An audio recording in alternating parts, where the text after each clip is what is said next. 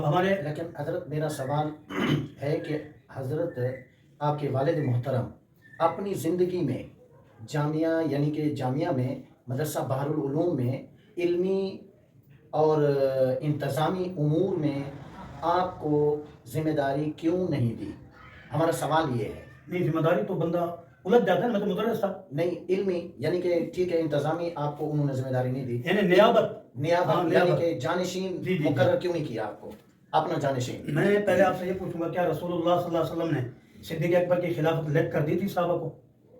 دیکھیں نا، ہم ایک نظم رکھتے ہیں، ہدایات رکھتے ہیں. آپ صلی اللہ علیہ وسلم نے فرمایا ابو بکر سے کہو نماز پڑھائے. حضرت ابا جی رحمۃ اللہ علیہ کو حضرت بیگ شریف نے مغرب کی نماز میں کہا مولانا نماز پڑھاؤ. حکیم نور محمد نے کہا کہ مولانا صاحب سمجھے ہو یہ بات؟ ابا جی نے 3-4 ماہ کے بعد یہ بات سمجھی کہ یہ خلافت تھی. ابا جی نے مجھے داڑھی بھی نہیں تھی، عشاء اور فجر کی نماز میرے حوالے کی.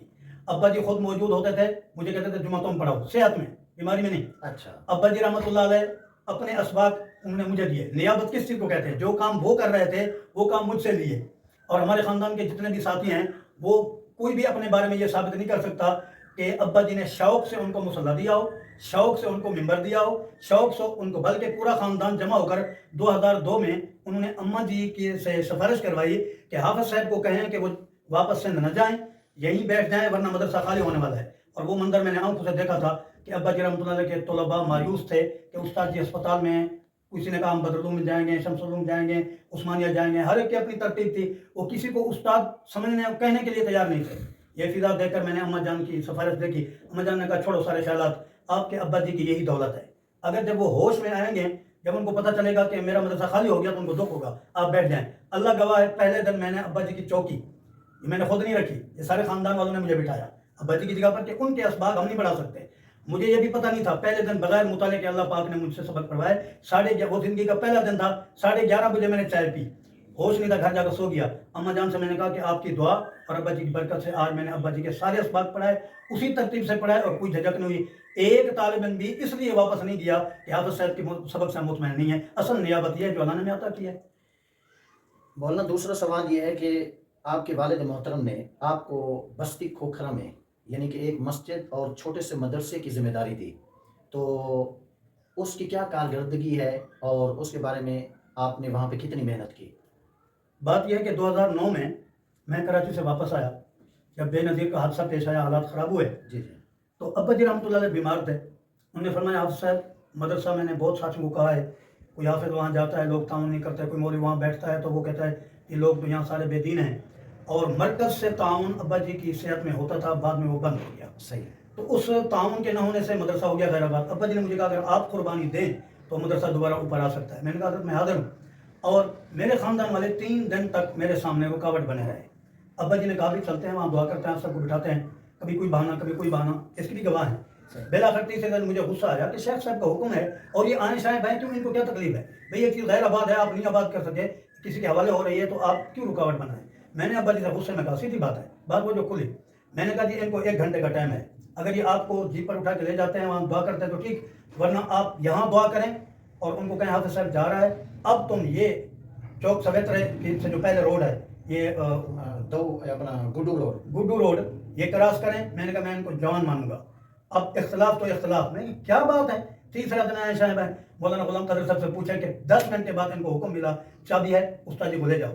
جب ابا جی نے مجھے لا کر وہاں بٹھایا اور دعا کی، میں نے دورہ سر پڑھایا. ابا جی کے خوشی سے آنکھوں سے آنسو آئے کہ لوگ کہتے تھے جنگل میں مسجد بنا رہے ہو، کیسے آباد ہوگی؟ پر میں دیکھو یہ بھاگلپور کا طالب علم ہے، یہ ریمیر خان کا ہے، یہ فلاں کا ہے. اس وقت 17-18 طلباء دور دور کے ہوئے تھے.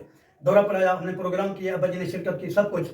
لیکن بعد میں لوگوں نے یہ باتیں اڑائیں کہ جی زبردستی جا کر بیٹھ گیا ہے، قبضہ گروپ ہے، یہ جناب ابا جی کا نام لیتے ہیں. اب لوگ ابا جی کے سامنے اس سارے کی جو وقت نہیں تھی کہ وہ بات کرتے، اس لیے لوگ تو ادب کی وجہ سے کچھ نہیں کہتے تھے.